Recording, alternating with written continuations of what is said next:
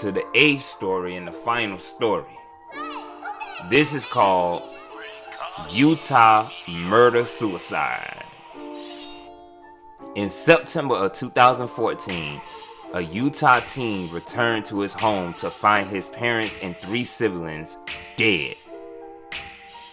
In a notebook, a to-do list had been scribbled on the pages.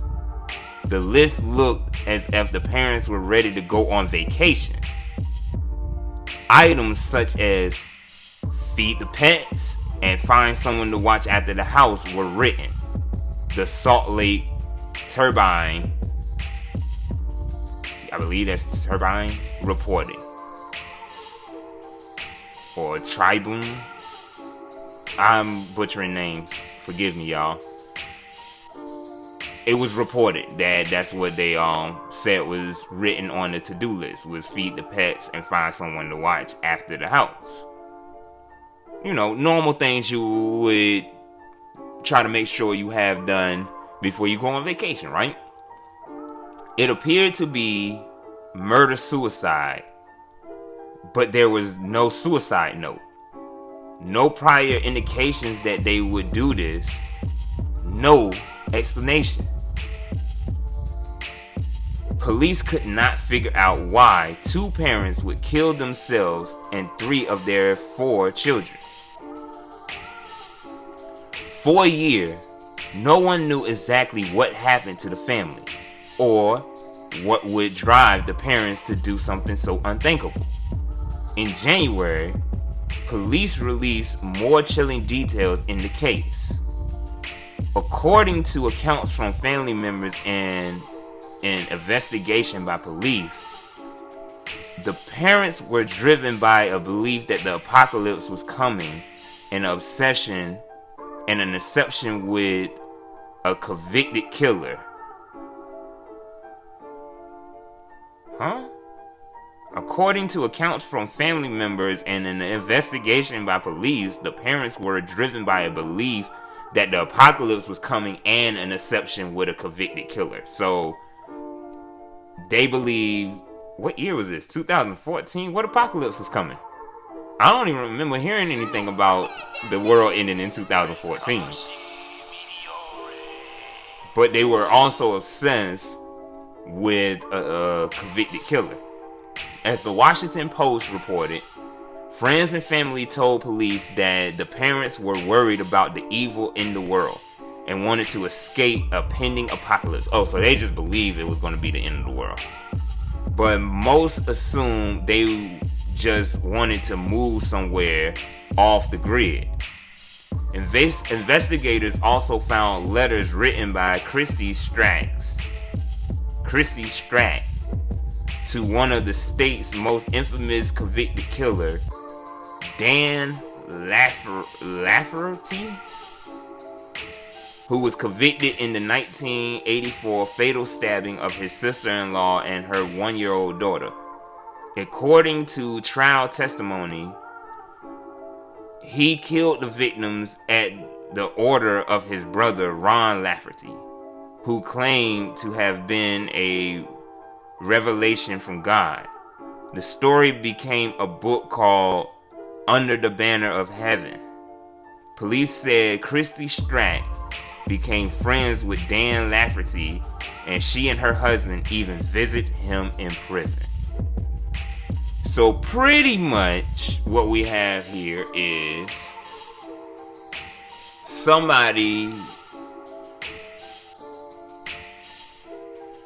believed that the world was ending. Like, the mother and the father believed the world was ending. And they were also obsessed with a known killer. who they had contact with. They didn't leave a suicide note or anything, but they left a to-do list and was packed and ready, basically packed and ready like they was going on a vacation, and then they went on a permanent vacation to the upper room. Nah, I'm sorry.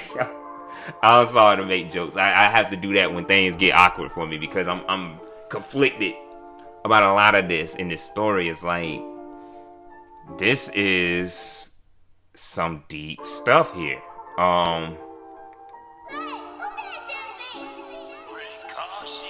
To do my little detective work, I would say that the contact with the killer, if this killer was somebody who said that his brother convinced him that killing their sister was an act of God, like God told him to do it, it probably wouldn't be too much of a reach for this person to convince somebody else to do the same thing and make them believe that there's an end of the world coming and stuff like that. So I could see how this could turn into that type of situation. That was not as much scary as a sad situation, especially for the kids who didn't deserve that. You know what I'm saying?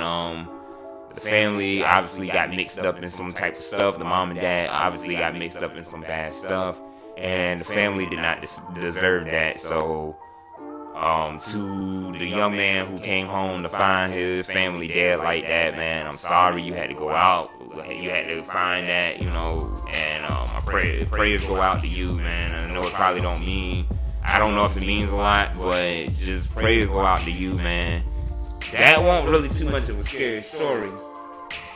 So, I'm gonna hit y'all with a bonus story. So give me a minute. It's about to get deep into the dark shadows. Alright, y'all. So, like I said, I'm gonna give you an extra story because the last one wasn't too much of, it wasn't really scary, more so it was very wild. It was a wild story, I'll put that, but it wasn't scary like the other ones were. This one though,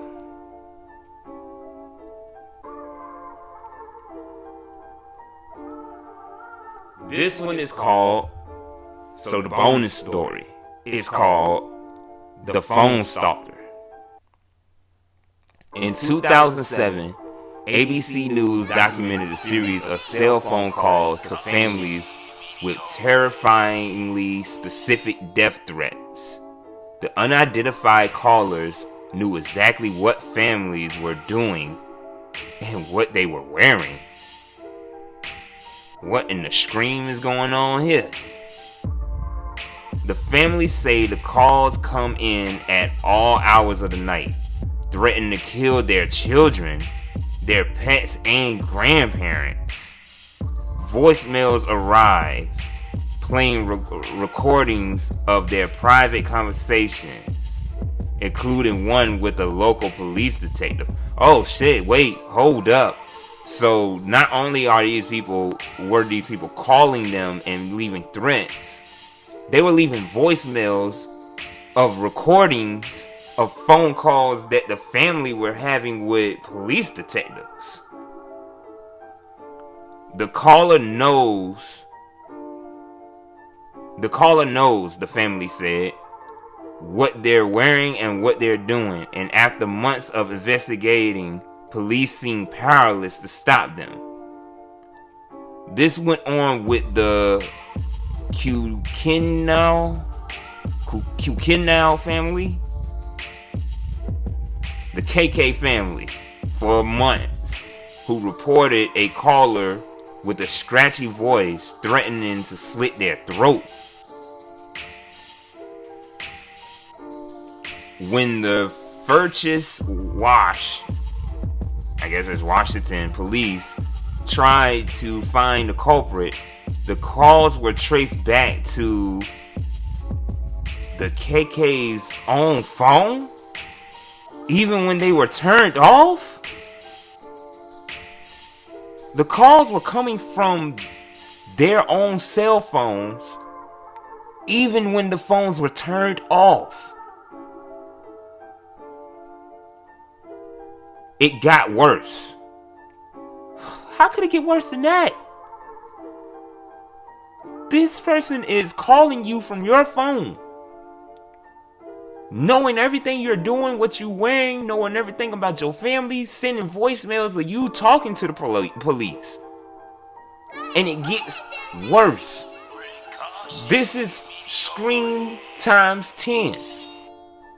What this nigga, how could it get worse? Did he say, I'ma slash you, gas you, cut another hole in your ass, split blood on the wall, play tennis with your balls at the phone ring, don't answer the call?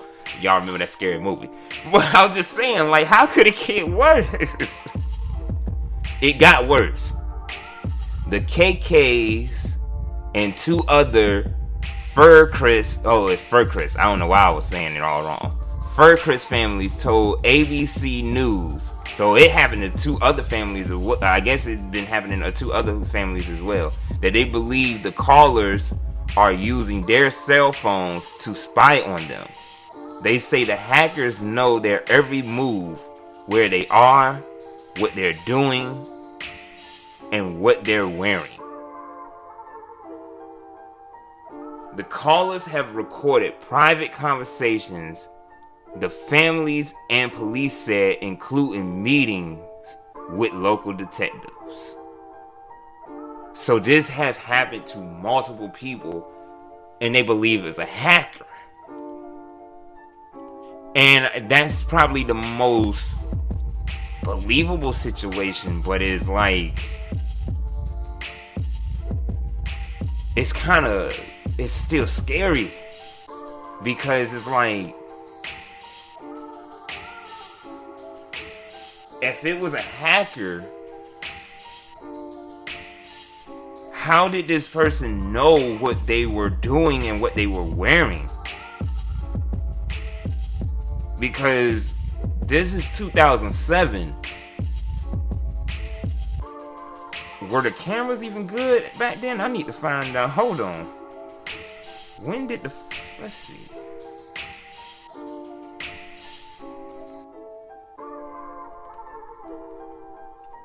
Gotta do some research, y'all. Oh!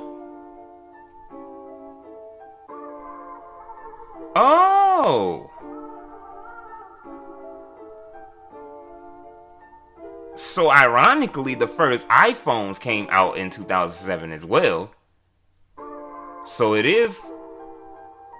But what on camera quality is good enough for you to be able to know what I'm doing in my house.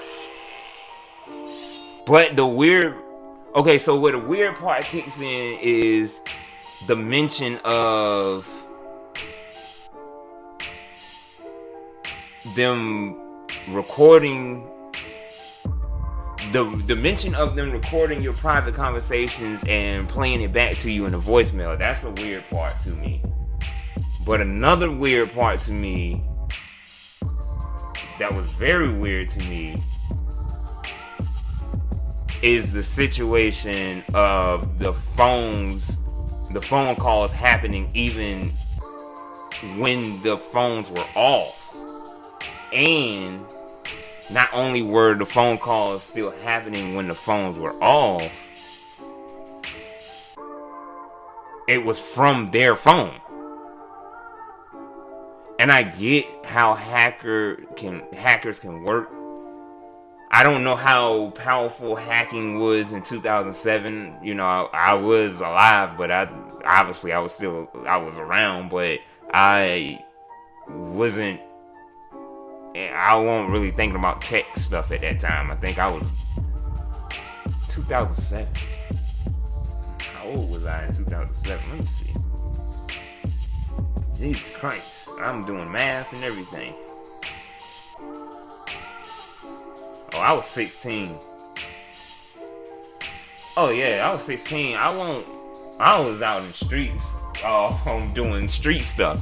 I wasn't thinking about technology at that time. That is wild to me though. Like,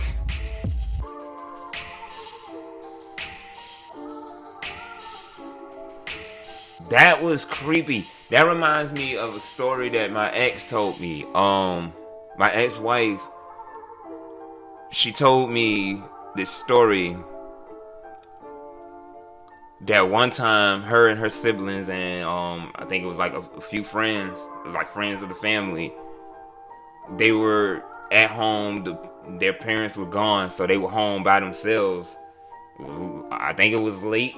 If I can recall, the story was that it was late, and you know they were playing they were playing the Scream game. So they were, because I think the older sister had her own line.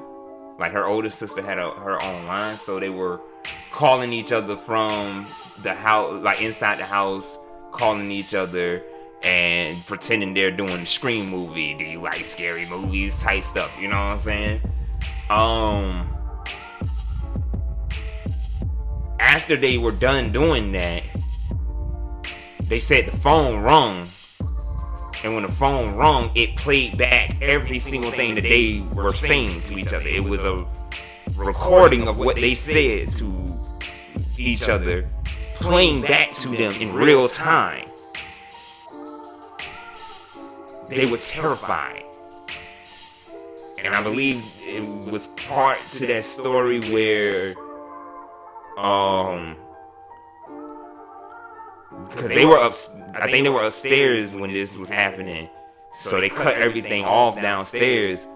But when that happened, I think she said the lights or the TV or both were on downstairs all of a sudden. That when all that happened, they bolted out of the house so fast that they left their little brother. He was a little baby, a little toddler at the time. They left him at the top of the stairs, and they had to go back in there and get him. But they were terrified by that. That reminds me of this. And that's why I'm sitting here like, yeah, it could have been hackers.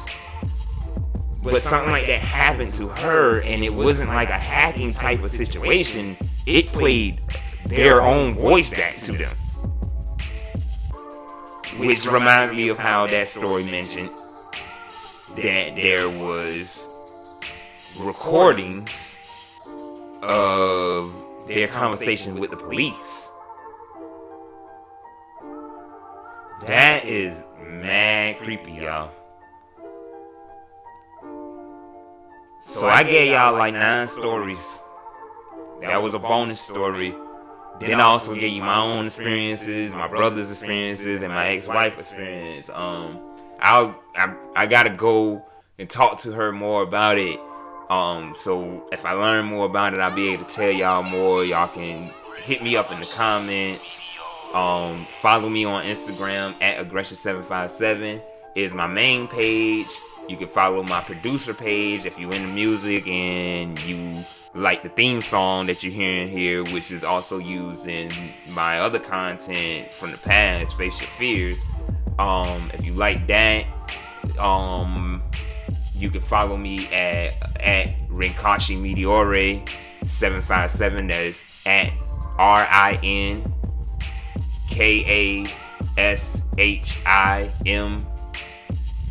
Hold on, it's a lot.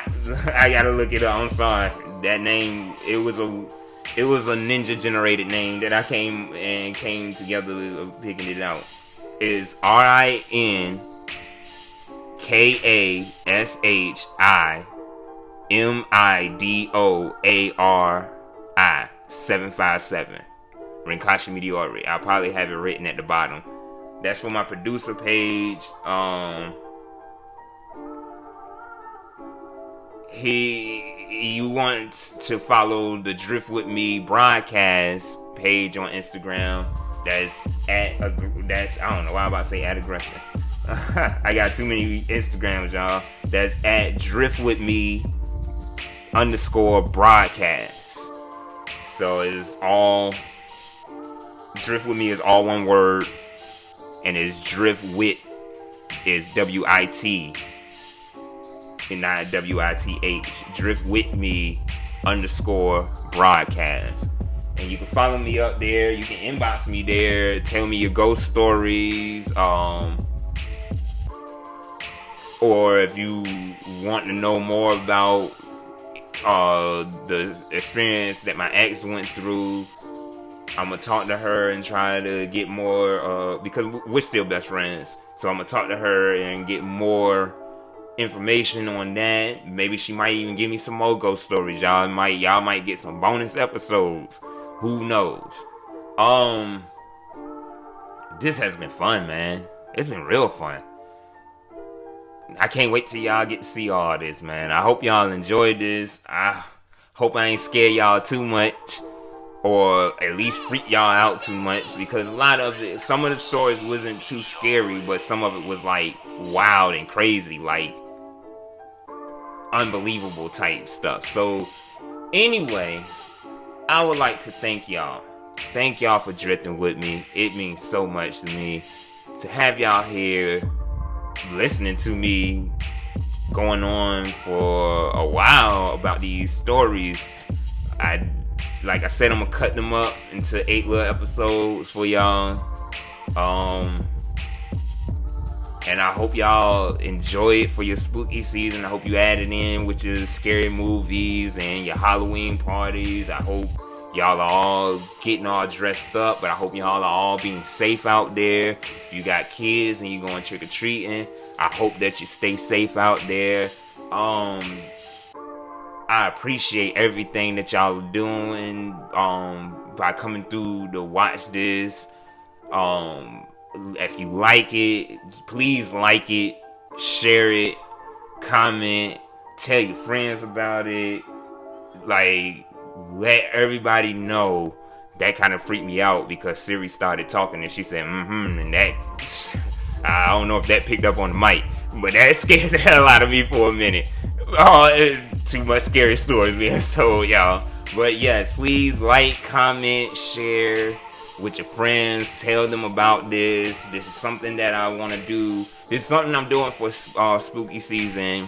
Now, the first season is doing spooky season, but y'all might, like I said, you might get like little snippet, like little bonus episodes throughout the year. If this is something that really catch, if this is something that y'all like, if y'all like to hear more ghost stories, just let me know, man. If you got your own ghost stories you would love for me to talk about, like I said, leave it in the comments.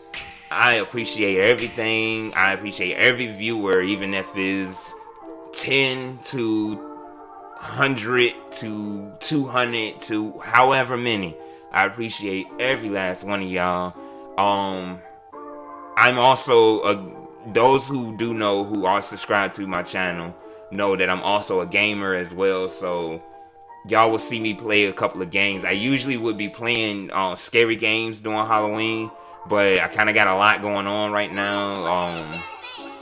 It's been a while even since I streamed. I think about like over a year since I streamed anything, and that has been due to a lot that's been going on. As I stated, I have an ex-wife, so I went through a divorce and been moving around and just making sure that everything was situated for me and my kids, and then making sure she was still good too. You know, like I told you, me and her, we are still best friends, so I still look out for her and everything when I can. So it's just been a lot going on. I'm just going to admit it. I was working at Amazon, the warehouse, and anybody that works at Amazon warehouse knows that when you working there, most of your day is gone because you work 10.5 hours and you ain't really got no time to do anything because you come home, you dead tired, you know what I'm saying? So that played a large part into it. But now I got a new job. I'm working from the crib, so I'm able to do a lot more now, and so you're gonna see me a lot more. I got more stuff coming out, new content coming out. I'm rebranding everything. I'm rebuilding, rebranding, and reclaiming. That's what it is. It's rebuild, rebrand, reclaim. That's my whole thing right now. I lost a lot in the past year. Now I'm going to rebuild and get that back and then I'm going through, well, I've been rebuilding to get that back, and I'm going through the rebranding process now. So y'all are getting content that's going to be revamped. So it's like, anybody that knows me know that I used to do the Drift With Me streams where I was playing any game on Twitch. So I will be doing that, but it's more, I'm going to try to get more in depth into it, be able to get more people involved, like more viewers involved as far as what game I should play, or even picking out a game. Like I'll be able to give y'all a list. If y'all are very interested in that, let me know. Y'all can follow me on Instagram, like I said, my original page at Aggression757, or my gaming channel, or Drift With Me broadcast point blank channel, broadcast page, on Instagram is at Drift With Me.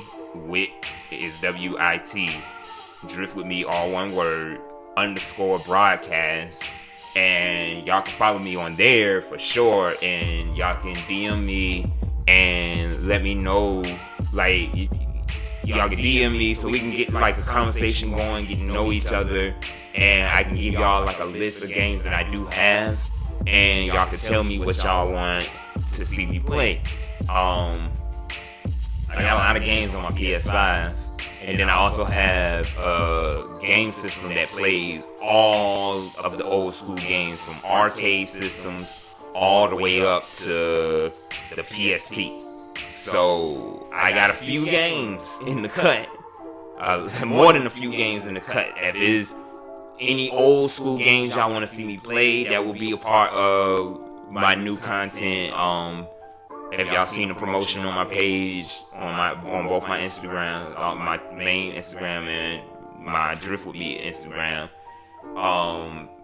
you have seen that I put up promotions for the new stuff. So what used to be, for those who've been subscribed for a while, what used to be old games are hard, or old school games are hard, I forgot what I exactly called it. What used to be that is being changed to memory card. Because yes, we know them old games are hard, but a lot of those games unlock a certain memory that takes you back to that childhood, you know what I'm saying? So if it's like a childhood game you like as a kid, it might be a game I never played and I can play it, you know what I'm saying? So let me know, man. I'm trying to get y'all more involved. I want Drift With Me broadcast to be for the people. I don't want this to be just me picking games, play it. Like, I will have sometimes where I'm just randomly playing whatever game I want to play. But I do want to have a lot of times where the people get involved, maybe even getting to a point where once we build that connection with each other, because I want to build a connection with my fans. So once we build that connection with each other, maybe even being able to play games together, maybe being able to hold like tournaments in certain games, like fighting games, or being able to, you know, just rock with each other in something, do some missions in GTA or something, whatever, you know what I'm saying? It is what it is. We will figure this out together, man. I'm enjoying myself. I'm enjoying being able to rebuild and rebrand, and now it's time to reclaim, and I want to be able to do that with all of y'all. So again, I just want to thank y'all from the bottom of my heart. I hope y'all enjoy these scary stories. I hope they didn't scare you too much. Until next time, thank y'all for drifting with me. Peace.